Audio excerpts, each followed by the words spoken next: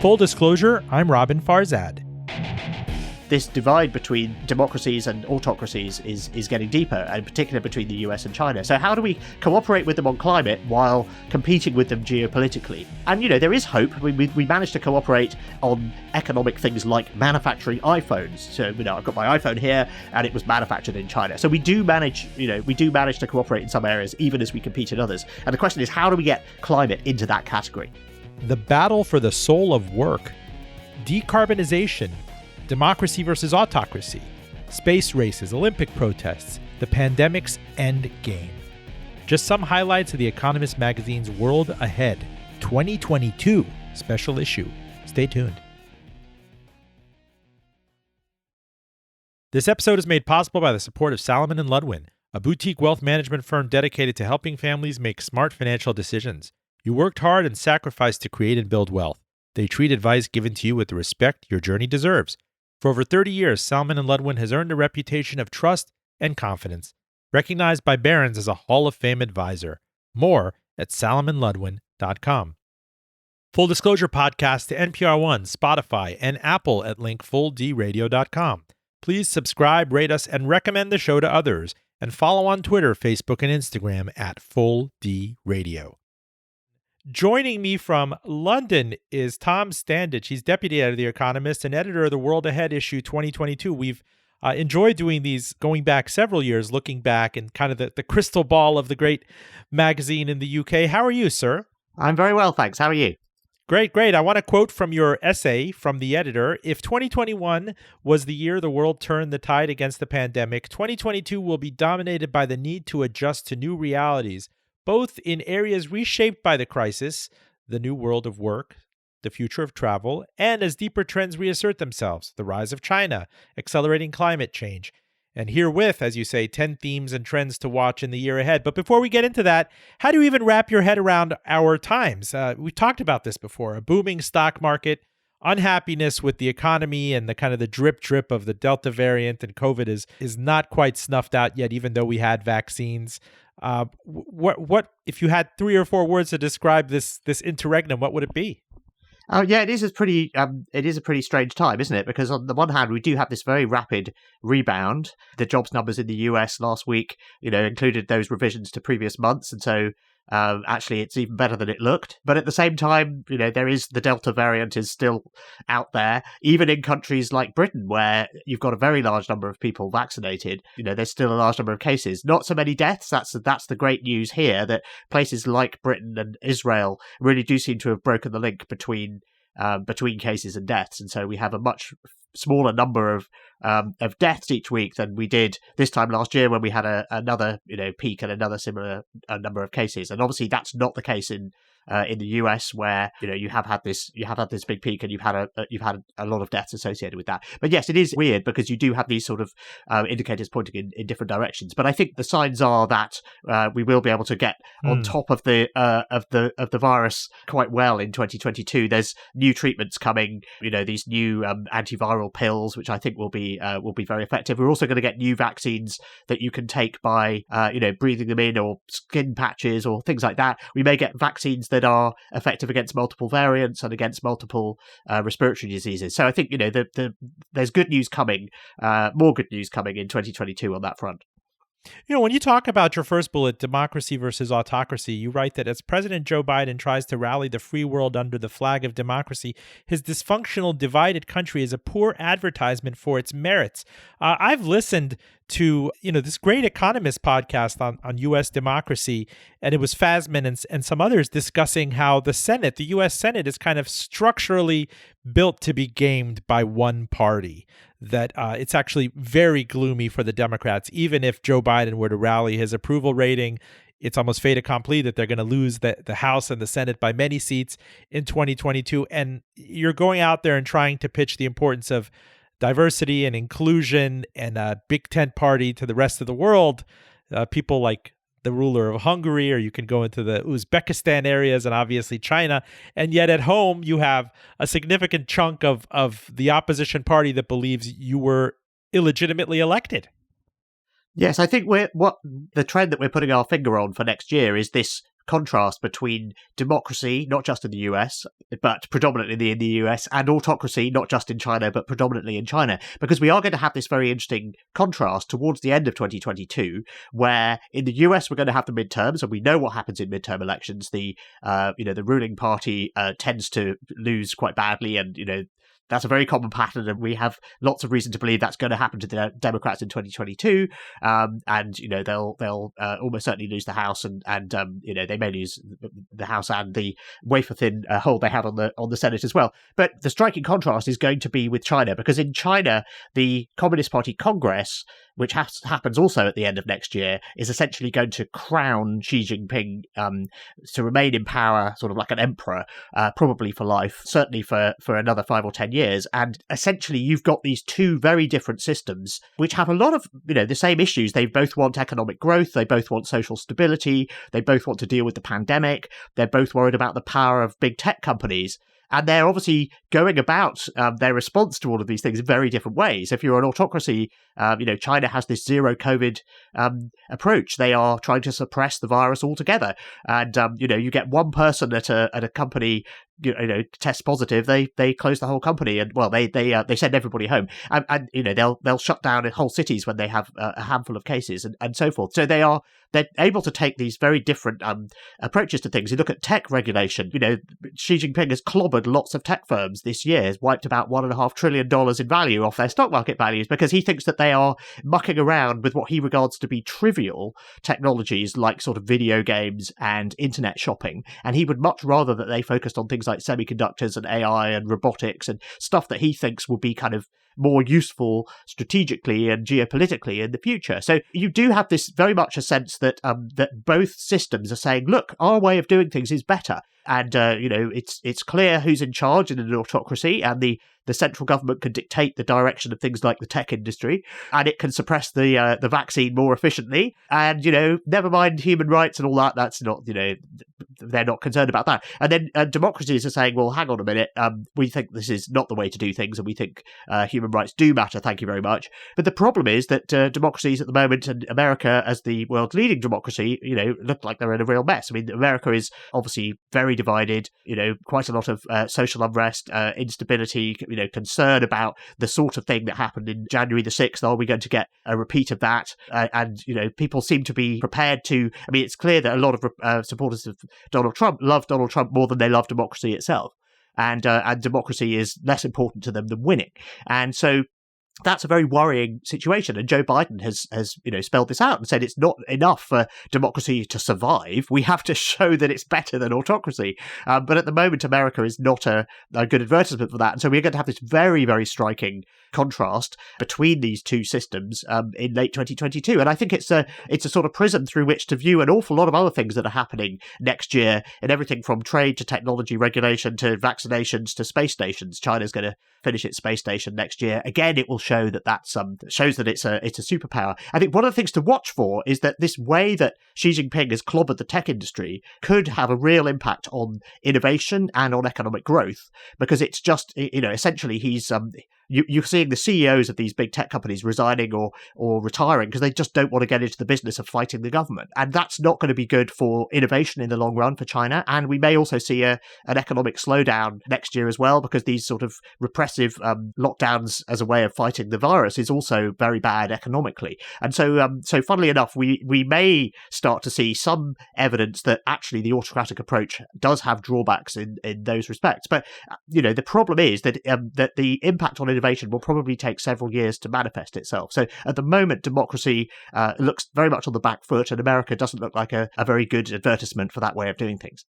Now, what about here in the States? You talk about the new tech clash. Obviously, Facebook Meta is in the crosshairs with Instagram and everything else. And big tech suddenly, what people are wondering if Mark Zuckerberg is trying to inoculate himself by being the head of Meta, this parent company, and there can be some sort of, straw man, straw woman CEO of Facebook that can go out and take the lumps from Congress. Do you think that Congress, there seems to be more unanimity around getting tough on tech in Congress than there is anything else? Yes, no, absolutely. There's bipartisan agreement that that the tech companies are too powerful in America, and of course the Republicans think that there's sort of bias against them and that they're being censored and all this sort of thing. Actually, the evidence is the opposite, which is that the stuff that travels fastest and does best on both Twitter and Facebook tends to be a sort of incendiary right-wing, rhetoric. So that doesn't seem to be true, but both sides are worried about this and want to rein in the tech companies. That said, they haven't really done much. I mean, that's what's so striking about the contrast in China. Xi Jinping can just pull the plug on an IPO of a big Chinese company. He can ban video games during the week for school children. He can just do these things. And obviously, the US president cannot do things like that. I think we would agree that a good thing. But, there are all of these lawsuits that don't really seem to have even dented the profits or the market share of these big tech companies. And, for Facebook and Google, this is just the cost of doing business. So I think, yes, what's happening with the renaming of Facebook to Meta, it's, one of the analogies people are drawing is it's a bit like what happened in the financial crisis with the bad banks, which is where you kind of put all of the dodgy assets into another company. We're seeing energy companies doing this now as well. So Sure. they start to put and what Rusal, the aluminium company, is doing this too. So you put all of the sort of climate, the bad for climate, carbon emitting things that no one wants to invest in a separate company and spin that off, and then that company can just be sort of managed decline, and then it's not a drag on the share price of the rest of the company that is looking forward to, in the case of energy companies, moving on to renewable energy and so on. So that's a strategy we've seen in financial services, we've seen it in energy, and now we're seeing it in tech, I think, with Facebook, because essentially the fact that the Facebook brand is so tarnished won't matter if that's just one of the stable of apps. They call it the blue app internally to distinguish between Facebook the app and Facebook the company. And then the other thing is, I think the metaverse is I think there is an interesting thing happening there. If you just look at what's been happening with these sort of musical events happening inside Fortnite, for example, so the Travis Scott concert that was last year, and then this year we've had Ariana Grande doing things. Or ABBA coming back virtually. All of this sort of, but I think just the idea that you have this collision of video games, social, and music, and that you can go, the Travis Scott event was amazing. You basically go swimming with your friends inside your favorite song in a video game, and it's sort of hard to explain to people who haven't seen it. But I think there's a there, and I also think that working in this sort of environment and in fact, working out. So I have a VR headset. I have the Facebook one, in fact, the Oculus one, which they're now renaming to Meta, aren't they, as well? So, but I've been using that as a fitness, device, which is great. So actually, the metaverse is a place to be entertained. I went to a bit of a Billie Eilish gig, wearing this headset last week. So I think there's a there, and I think the danger is that people look at this rather cynical move by Facebook to sort of change the subject and distract from its problems and think, well, that means the metaverse is a load of nonsense and it's just Facebook using window dressing. Actually, the other companies that are doing this, companies like Roblox, the people behind Fortnite, the people behind, even Minecraft is arguably, heading in that direction. They've been banging on about this for years. And I think there is an interesting new sort of embodied 3D internet environment coming. And I think Facebook will be just one of the companies involved in that. So I think we need to distinguish between the sort of rather cynical moves made by Facebook and the reality that there is something quite interesting taking shape. As an aside, as a kid, my father would take me to Disney World in Orlando, and there was the General Electric Carousel of Progress. And it would show a family from the turn of the century, the 19th century to the 20th century. And it culminated in this living room scene with the grandparents watching cable television and a sister on the electric guitar and the small boy wearing a virtual reality headset. Now, this is a good 25, 27 years ago, wow. But perhaps we're finally getting there. I digress. I think they are much better. Yeah, I mean, the new VR headsets really are. I mean, the Quest 2 is a really fantastic piece of kit. It's very affordable. It's like $300. And it's amazing. Full disclosure, I'm Robin Farzad. You're listening to Tom Standage. He's deputy editor of The Economist. We're talking about the magazine's World Ahead 2022 issue. It's Crystal Ball that we get to around this time every year. Talk to me about inflation. This is something that's existed kind of in theory in Wall Street trading rooms. When I talk to people out there about prices creeping up in a kind of that 70s, early 80s show, vicious spiral way where it's kind of looked at as a runaway problem that the Federal Reserve has to come in and maybe plunge the economy into recession to save it from inflation. Is that potentially the case here? I mean, as you write, supply chain disruptions and a spike in energy demand have pushed up prices. Central bankers say it's temporary, but not everyone believes them. No, exactly. And there are reasons to say, well, this could just be a short-term thing, and we'll have high inflation in the early months of 2022, and, we will probably get rates rising a little bit. Certainly in Britain, that looks quite likely. In America, probably as well next year. But that ultimately, the forces that previously kept global rates and inflation low, things like demographic change, things like, globalization, those forces are still there. And so, we can be quite relaxed about it. So there is, that's the sort of mainstream view that's what's happening here.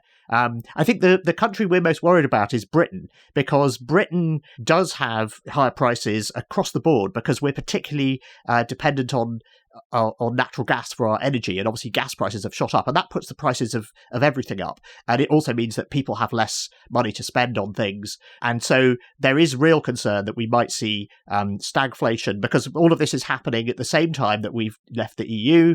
And we're trading a lot less, and it's become a lot more difficult to trade with Europe. So that's the place that we're kind of most worried about, returning to a sort of 70s style wage price spiral. We're less worried about it elsewhere, and in fact, the latest numbers on the US economy are actually better than expected. Well, just demystify something for our listeners out there. Capital I inflation, right? Not the unfleeting inflation, the scary one, the wage price spiral.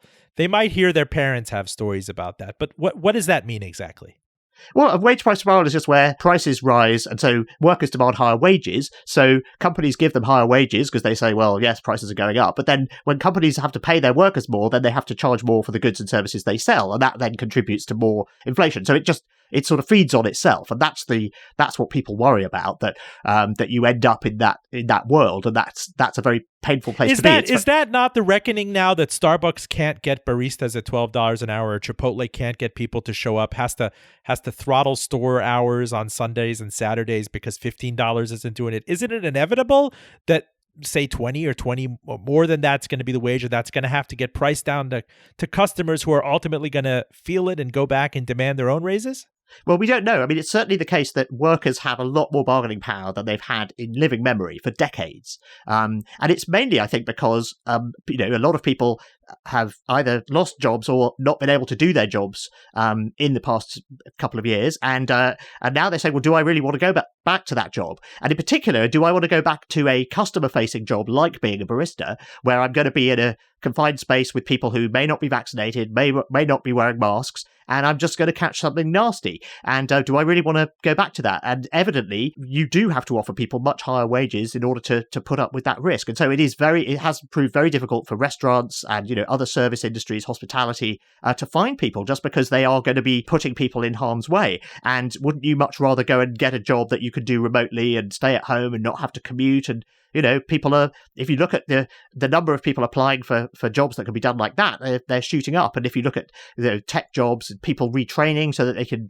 get jobs in tech, if you look at the fraction of programmers' jobs in America that are now listed that say you can work remotely, it's gone from 15% to about 90% in the past year. So it's absolutely assumed that you're not going to be able to, and we're seeing enormous turnover even in tech, because if you have a job as a programmer and you're required to go into the office even just 2 days a week, maybe you may say, well, I could leave this job and I could easily get another job doing the same thing where I wouldn't have to go into the office at all. And so, well, Tom, that brings me to the future of work. You say there's a broad consensus that the future is hybrid and that more people will spend more days working from home.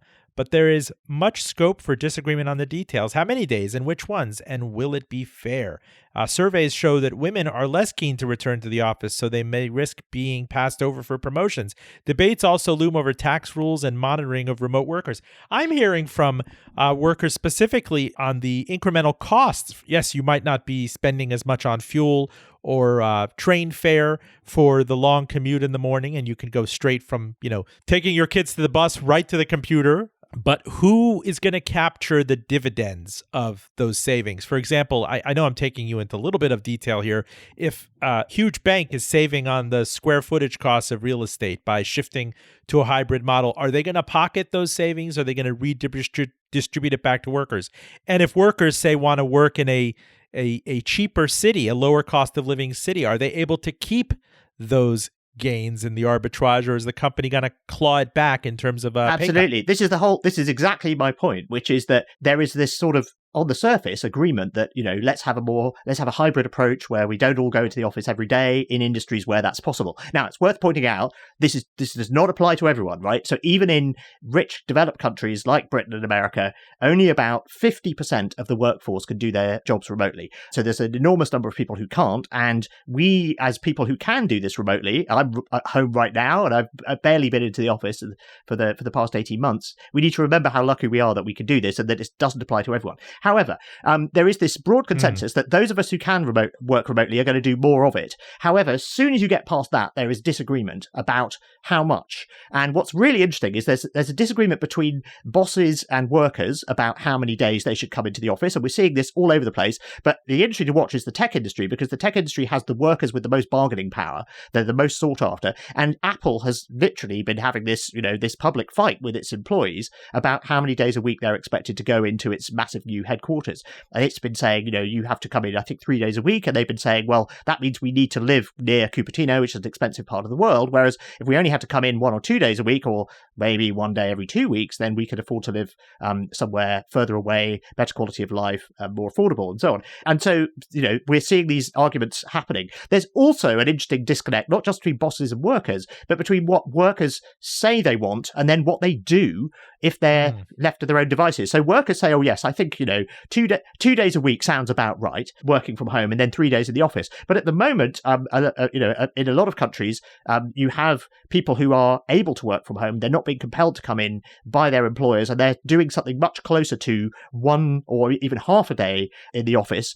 So in other words, there's a disconnect between what they say they want and what they actually do when given the choice. So you've got that to deal with, and I think that's going to be very interesting next year. And then you've got all of these arguments about things like, yes, what happens if you move to a cheaper city? Does your employer cut your pay? Some tech firms are doing that. So Facebook and Google are cutting people's pay when they move out of the Bay Area, which is a very expensive place to live, and they go to a cheaper city. And so there's a big argument about that. And what happens when you've got all of those people who work in financial services, say in New York, and they're not going into Manhattan anymore? They're staying actually outside of New York State. So they're in a different state. Where should they be paying tax? Because, officially they're employed in New York State, but in practice, many of them are working from home full time in one of the neighboring states. And so, Albany has always been one of the most aggressive in terms of getting, cracking down on people who split time. So there's lawsuits underway between states over this because, obviously serious amounts of money are at stake here. These are some very highly paid people who do pay a lot of tax. So these are the sorts of things. So then what about monitoring of remote workers? So how much surveillance is too much? I mean, does your employer have a right to put a piece of software on your computer that takes a screen grab every minute to make sure that you're actually working, or measures how much you move your mouse? I mean, there's people figuring out how to make it look like they're working by, attaching things to their mouse so that it looks like it's moving when actually it's not. I mean, it's all of this kind of stuff. So there's a whole load of things. And then I think a lot of that sounds trivial. I think the really, really important one is this question of fairness, because not going into the office is, the people who are most keen on going back to the office are white men. And everybody else, we've got this amazing chart in the annual that shows this. Everybody else, so women, minorities, and also parents. So it's white men without children are particularly keen to go back to the office. Everybody else doesn't want to go back to the office quite so much for various reasons. So women are more likely to be involved in childcare, so they prefer the flexibility of being able to work from home more often. If you're suffering racial discrimination at work or just microaggressions, not having to put up with that by going into the office is evidently quite an appealing prospect.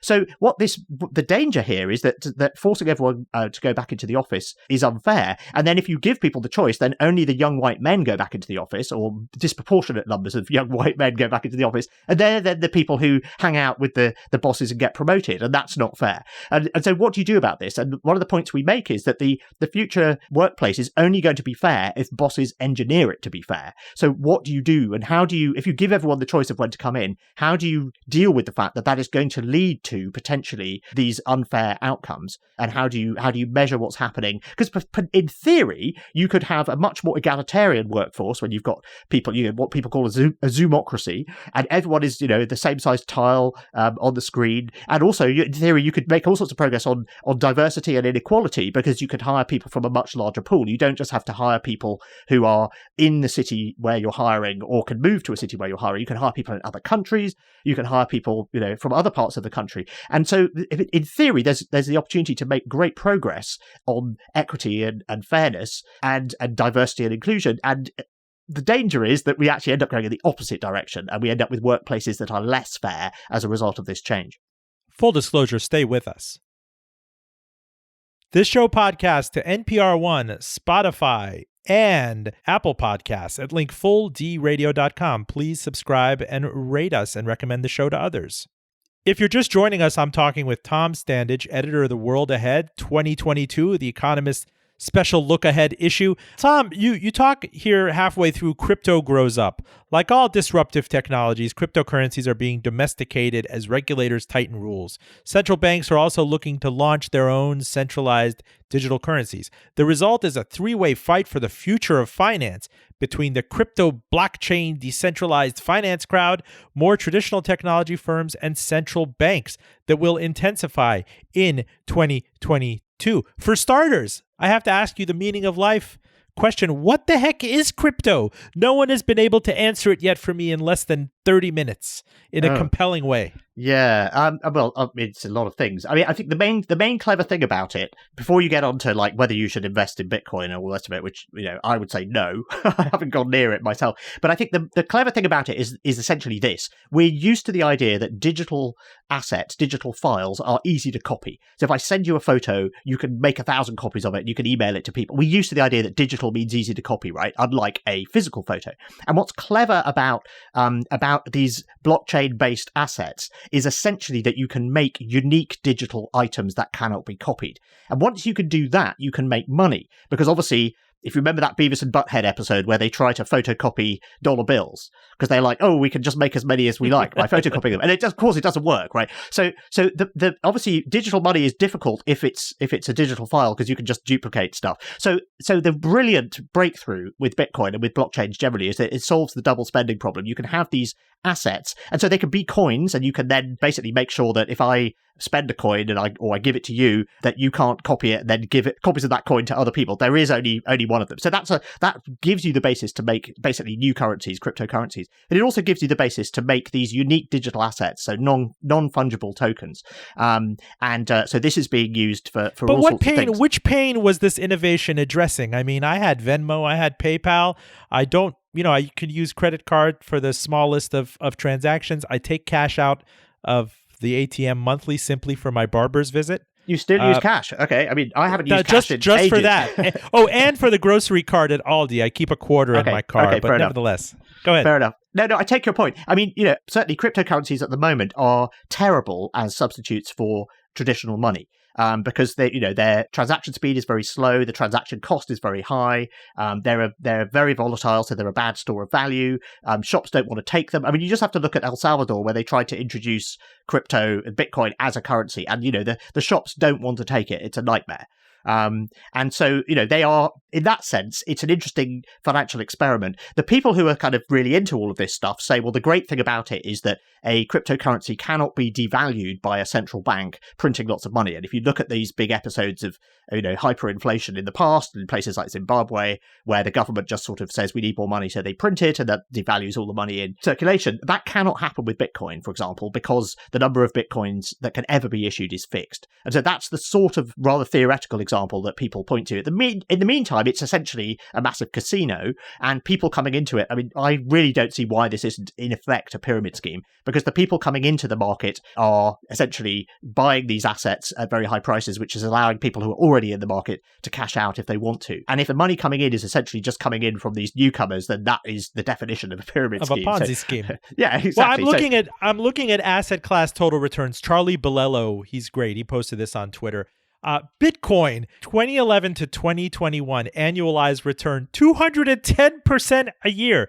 The next best asset was the NASDAQ 100, which is, toothsome returns in 21.3% a year. The S&P 500 at 15.1% a year between 2011 and 2021. If you go down to gold, the GLD ETF, that returned 1.9% a year. Cash, 0.4% a year.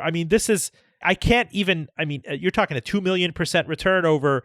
I can't even count the number of zeros in it over several years. We've never that's assuming really seen an asset. That's assuming it keeps on going up. So my question to you is, what is the market? If you like, what is the market romancing? Then, what is the market romancing with that kind of parabolic return? If you think that looks great, and want to invest in it, be my guest, and obviously a lot of people are doing this, and there are lots of stories of people who've made lots of money doing this. I think the more interesting question is what happens, because this is a model for a new way of doing money, but it's not the only one. So you've also got the big, you've got the kind of what we call the neobanks, the fintechs, the new companies, and you've also got the big tech firms. And you see this particularly in Asia. You get these super apps where, so Alipay and Tencent with WeChat, they have these super apps that are essentially Facebook, like, they're social networks. You can use them for messaging. In many cases, you can use them for ride hailing, and you can also use them for payments. And so, the Western companies, and this is something that Facebook is very much trying to copy with its own digital currency, which it keeps changing the name of. I can't even remember what it's called now. But so you've essentially got the sort of the new tech companies who are trying to reinvent finance along essentially high-tech lines, but essentially not, changing the underpinnings of it that much. Then you've got the DeFi, crypto, blockchain crowd who are saying, no, this is an opportunity to do things in a completely different way. And then you've got the central banks who are saying, well, hang on a minute, digital coins, we could just make our own digital coins. It wouldn't have a blockchain. Essentially, everybody in the country would have an account with the central bank. This would be amazingly useful because you could issue stimulus money. You could just fire it straight into people's accounts with the central bank. If you gave them all an account with the central bank, you'd be able to monitor the economy very, very closely. If you were China, you'd be able to stop people spending money on certain things. But you'd be able to, basically monitor inflation and spending and the flow of money around the economy in real time, which would be really useful. And it would also be much easier to have, say, negative interest rate policies, which, we really don't know how feasible that is. A lot of banks have a lot of very old computers that might fall over if you tried to implement them. But if you implemented this with central bank digital currencies, you'd have the flexibility to have negative interest rates very easily. So this is something that central banks around the world are all looking at. China has gone the furthest in testing this, but everyone else is talking about this. So that would be what we've seen in many, many other areas of technology, which is a new and exciting technology comes along, in this case, cryptocurrency, and it ends up being domesticated, and a version of it that sort of has some of its features but isn't the hardcore original version comes along. So just think about how music changed. So you remember Napster. When Napster first showed up, it was this revolution. It was a jukebox in the sky. You could type in the name of any song and be listening to it a few seconds later. It was amazing. And we all just thought this is the way to consume music. Right. Yeah. The big problem was it was illegal. It was based on piracy. And so what did we end up with? It showed that there was demand for that style of basically jukebox in the sky. And that's what we now have with things like Spotify and Apple Music and so on. But it took years to build a sort of legal version of that with a business model. And that's now the business model for the music industry. It shifted. So outwardly, it's very similar to what Napster offered. But of course, the underpinnings are very different. So in the same way that peer-to-peer sharing with Napster, and in fact, Spotify uses peer-to-peer architecture under the hood as well, which is quite funny, as does Skype, funnily enough, which actually, they may have taken it out of Skype now since Microsoft took it over. But anyway, my point is this, that you get these sort of radical new technologies and people say, this is going to change everything, it's going to blow up everything. And what actually usually happens is that a compromise is struck between this new thing and the traditional way of doing things so that you get some of the benefits, but you avoid some of the drawbacks as well. And I think that's what's going to happen with these digital monies. In describing the climate crunch, you write, even as wildfires, heat waves, and floods increase in frequency, a striking lack of urgency prevails among policymakers when it comes to tackling climate change. Moreover, decarbonization requires the West and China to cooperate, just as their geopolitical rivalry is deepening. Keep an eye on the solar geoengineering research team at Harvard. In 2022, they want to test the use of a high-altitude balloon to release dust to dim sunlight, a technique that may, at this rate, be needed to buy the world more time to decarbonize. Where is the urgency? You didn't see it at this global conference just now. No, exactly. That's what's so worrying about it. I mean, we have had one or two good things come out of COP. I think the agreement on the agreements on deforestation and on methane in particular. We've been banging the drum on methane for quite a while because that's what I wanted to add. Isn't that the lowest hanging fruit in all of this in methane capture? It's totally. Explain that. Well, so the crucial thing is that methane is a much more powerful greenhouse gas than carbon dioxide, but it's much more short-lived. So when you vent methane into the atmosphere, either because it's coming out of melting permafrost, or it's because it's coming out of the back end of a cow, or because it's leaking, because methane is natural gas. So you often have natural gas that's released when you take oil out of the ground. Natural gas comes with it, and it's released into the atmosphere. So the problem is that that's a much more powerful greenhouse gas, but it is broken down fairly quickly in the atmosphere. And CO2, by contrast, is a weaker greenhouse gas, but it essentially stays there forever. So, most of the CO2 that we have put in the atmosphere in the last 250 years is still there. I mean, some of it's been absorbed into the sea or absorbed into plants or whatever, but essentially CO2 stays there. And what that means is when we get to net zero, we hope by the middle of the century, we haven't solved the problem. We've just stopped the problem getting worse. And at that point, we're going to have another big fight about, we're going to have to start taking carbon dioxide out of the atmosphere. And the big question then is, how much of it do we take out? Because we then decide how much warmer we leave the Earth at the end of that process. And obviously there are winners and losers that come from that. So there's another massive fight coming in the second half of this century, even if we manage to get to net zero in the first half of the century. But yeah, that's the big thing. Methane is a much worse problem. And so it's the easiest thing to fix now. It's one of these low-hanging fruits. And then similarly, electrifying transport, road transport, electric cars, we have the technology, electrifying, making the grid more based on renewables with solar and wind, that again, we know how to do that. These are the easy bits, right? The really hard stuff is, how do you remove the emissions from aviation or cement making or steel making? These are all things that produce a huge amount of CO2. And if we're going to get to net zero, we're going to have to decarbonize it. We're still going to need steel. Maybe we're not going to need as much cement, or we'll find new ways to make it. But, cement is, basically make cement by heating up calcium carbonate. And in the process, lots of CO2 comes out of it. And that just goes into the atmosphere. And, China used more cement in 3 years in the first decade of this century than America used in the whole of the 20th century. 20th century. That's a stat I could never get my head around. It's amazing, isn't it? But that is how much cement is being used. And so those are the big problems. Yeah, so it's good that we've seen movement on methane and movement on deforestation from COP, but we aren't seeing the sort of radical, China is saying decarbonize by 2060, and then India has said by 2070, which is sort of better late than never, but that's not going to be fast enough. And Xi Jinping hasn't come to the COP at all. In fact, Xi Jinping hasn't left China for the last 2 years. So there isn't a sort of commitment on the part of these big emitters, and China is the biggest emitter now. And that's really worrying. Is there a tipping point for China when they realize they're being left behind technologically? I mean, after all, they are a solar manufacturing colossus now. They do add this capacity in strides that you can't imagine. They're not being left behind rail. at all. They're not being left behind at all. They've got a high-speed rail system that's the envy of the world.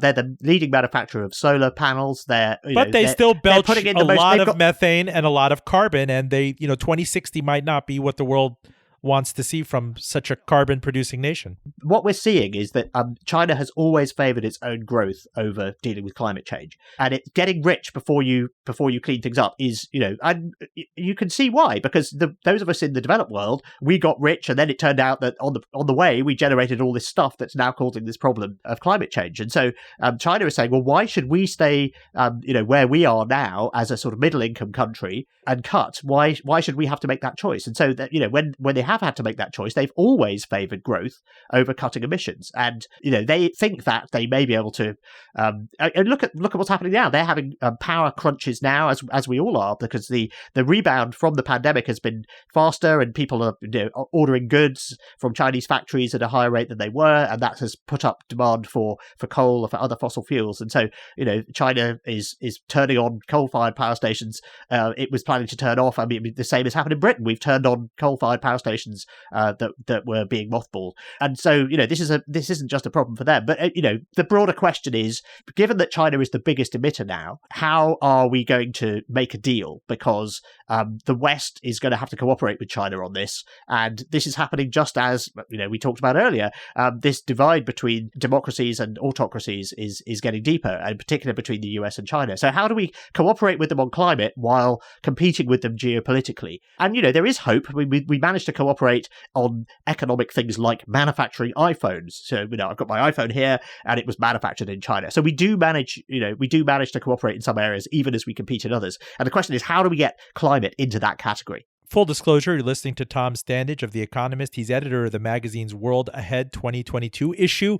Talk to me about travel trouble. You say activity is picking up as economies reopen, but countries that pursued a zero COVID suppression strategy, such as Australia and New Zealand, face the tricky task of managing the transition to a world in which the virus is endemic. Meanwhile, as much of half of business travel is gone for good. That is good for the planet, but bad for tourists whose trips are subsidized by high-spending business travelers. Yeah, so travel is, we've seen some travel come back this year, and we'll see more travel come back next year, but it is going to look different, and we are seeing some quite interesting shifts. In particular, you've got some countries, China is essentially, the FT called it the new hermit kingdom the other day. They really are keeping the borders closed, and they're going to keep them closed for the Olympics, the Winter Olympics, and that way, they're not going to have any foreign spectators who might protest about things like human rights. And then the likelihood is they'll keep the borders closed until the end of 2022, actually, because you've also got this Chinese Communist Party Congress, and so they essentially want to keep a lid on any kind of unrest, and keeping the borders closed is makes it easier to do that. But you've also got these countries like Australia and New Zealand that were pursuing zero COVID suppression strategies and are now trying to transition, or slowly transitioning. And it's difficult because they've been telling people the importance of suppression and how valuable it is, and having these really brutal lockdowns. And now they're saying, okay, we're going to start letting people in, and some of them are going to have the virus, and we're just going to have to live with it. And so that means everyone has to get vaccinated. And, actually Australia has done a good job of that now. But it was initially quite tricky to get people to take up the vaccine. And so we are seeing these different strategies that it has been called the winner's curse, because those countries that did a good job of suppressing the virus initially then found themselves in this difficult position that they sort of painted themselves into a corner, because ultimately the future is that the virus will be endemic rather than pandemic. It will be everywhere, but it won't be as dangerous as it is now. It will gradually, we'll tame it with the various vaccines and with the various therapies for it. So that's the world we're heading towards. And we're also seeing some interesting innovation, particularly in Asia, where we're seeing Thailand started this, but other countries are copying it. This sandbox idea, where you kind of allow tourists into some parts of the country, but not others. And then if they stay in a sandbox, and they haven't tested positive after 2 weeks, then you allow them into other parts of the country as well. And so you kind of use, so they've been using the island of Phuket, which is itself a very, popular resort. You use that as a sandbox, and then you can have really, really intense testing and make sure that everyone working in the hospitality industry there is vaccinated and so on. And then when people, if they do want to spend longer, have shown that they're definitely not carrying the virus, then you can allow them to go to other parts of the country. So I think we're going to see more of that, and more of these sorts of more flexible ways of dealing with the fact that we're never going to squish this virus altogether, and we're going to have to learn to live with it. Space races, you write. 2022 will be the first year in which more people go to space as paying passengers than government employees, carried aloft by rival space tourism firms. China will finish its new space station. Filmmakers are vying to make movies in zero-G. And NASA will crash a space probe into an asteroid in a real-life mission that sounds like a Hollywood film. Do tell.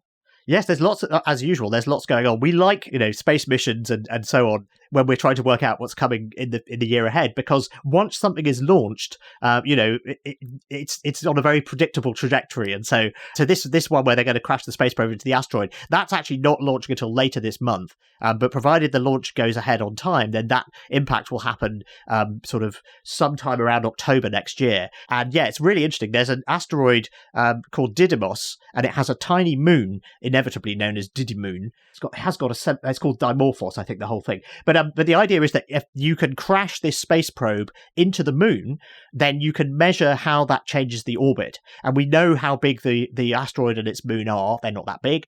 And we can estimate their mass, and by just observing them with telescopes from Earth, we can see how much the orbital period, so how long it takes for the moon to go around the asteroid, changes after we've smacked it with a space probe, whose mass we also know. And so that gives us a kind of yardstick for how effective crashing space probes into asteroids is if you want to change their trajectory. Because if we did discover an asteroid on a collision course for Earth, we would not be trying to blow it up with nuclear bombs, which is what they always try and do in Hollywood films. Because all that means is you've got to pile pile of rubble heading towards you instead of one big asteroid. You actually probably want it to be a single piece, because then it's easier to change its trajectory either by putting a small ion thruster on it, or maybe a solar sail, or maybe smacking something into it. And so this planetary defense area is it's something people are very interested in, and we're going to have this real life test of it next year. And yes, we've also got rivalry again, the US-China rivalry coming up again. So China is going to finish its space station next year, and that's another feather in its cap that shows that it's as sophisticated as any other country that can do that. This is something that China has been working towards. It's had its own astronauts. It's been able to fly its own astronauts for some years now. India hasn't done that yet and is getting quite close. It's probably not going to be 2022. It's more likely to be 2023 that we see the first crewed mission from India. But yes, the space race is another of these sort of arenas for geopolitical rivalry. And it's also, of course, an arena for commercial rivalry between these commercial space companies. So SpaceX has sent some civilians into space this year. In fact, I interviewed one of them recently, Cian Proctor, who was the head of that, who was the captain, the pilot on that mission. And that was the Inspiration 4 mission. But then we've also seen these suborbital flights done by Jeff Bezos' company, Blue Origin, and Richard Branson's company, Virgin Galactic. And so they are all hoping to fly more tourists next year, which is why we think that next year is going to be this tipping point where you have more paying passengers than government employees. And then we've got these films. So there was a Russian director and actress who went up to the space station last month to shoot some footage for a film, and this is going to be this is the first movie that's been partly made in space. There's supposed to be a rival American project involving Tom Cruise. We're not quite sure what's happened to it, but it doesn't. They don't seem to be quite as far along with that one. Yes, all of these. Once again, you've just got this idea that space is this sort of competitive arena where everyone's trying to one up everyone else. Political footballs, in closing. You say the Winter Olympics in Beijing and the Football World Cup in Qatar will be reminders of how sport can bring the world together, but also of how big sporting events often end up being political footballs. Expect protests directed at both host countries, though boycotts by national teams seem unlikely. Indeed. So we are going to have these rather contentious venues for both the Winter Olympics in Beijing and the World Cup in Qatar. Obviously, it's happening later than usual because you don't want to be outdoors playing football or indeed doing anything at all in Qatar in the summer. So the World Cup has been moved to November, December. But yes, in both cases, there have been protests by both activists, but also, we've had football teams protesting. That doesn't mean they're going to pull out of these events, and I don't think we're going to see boycotts. But I think we may see pressure being put on the sponsors. So that's one of the sort of points of leverage that the activists in the West or around the world generally have, which is that they can put pressure through social media, through boycotting of products and services on the sponsors of these events, and say, are we sure that these regimes that have both been criticized for human rights reasons in different ways, are they really the sorts of places that we want to be doing these events? And so I think we are going to see some controversy around these events, but I think the actual the sporting part of it will probably be relatively unscathed. I think the wild card is, are we going to see protests by people on the podium at the Olympics when they win? Are they going to unfurl things or because it had me thinking about Beijing, and to a certain extent, I'm thinking about what was it, the Hitler Olympics and whatnot. They're not neatly analogous, but there is a very controlled environment. Exactly. China is a surveillance state to the max. They can cut the feed. They can do many things.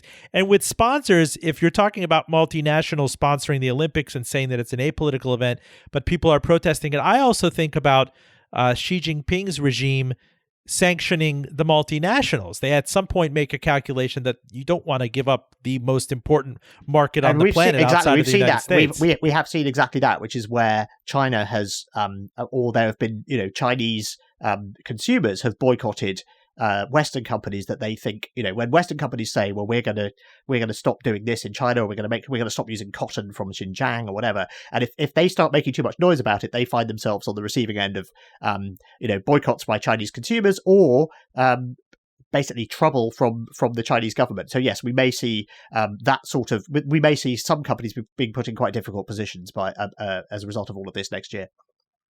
Tom Standage, close us out. Do you, for example, see Donald Trump announcing in 2022? Does he want to wait to maybe take credit for a red wave after the 2022 midterm election? Yeah, I don't know.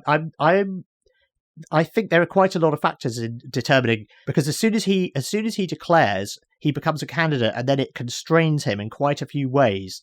And I think he's had this explained to him, because he was talking about declaring earlier this year, and evidently it's been spelt out to him that there are good reasons not to just yet. That he isn't. I mean, everyone knows he's running, right? But once you're a candidate, you have rules applied to you that you don't as at the moment, in theory, just as a private citizen. So yeah, I'm not quite sure where that comes out and where that balance tips for him, and it makes sense. And maybe seeing how things go in the midterms will be what determines it. But we pretty much know what to expect with the midterms, because it is a very reliable rule of thumb. And yes, there is this inherent advantage that the Republicans have in the US political system, just because Democratic voters are so clustered in coastal cities. So I would be astonished if the midterm elections don't go badly for the Democrats. So does Donald Trump really need to wait for that? I'm not sure he needs to wait for that specific piece of information, but there may be other factors that mean that holding off on the formal declaration that he's running makes sense. Tom Standage, deputy editor of The Economist and editor of the yearly The World In series. We were talking about the world in 2022. I remember you guys picking out huge strides in veggie burgers and plant-based chicken and everything. And we're talking about these things, and meanwhile, COVID is around the corner. So there's always that proviso that we're only human and we can only see so far. Thank you so much for joining us. Thank you. It's been great. Full disclosure, special thanks to Claire Morgan at Notterly. This show podcast to NPR One, Spotify, and Apple Podcasts. You can follow and recommend us at fulldradio.com. I'm Robin Farzad. Thank you for listening. Back with you next week.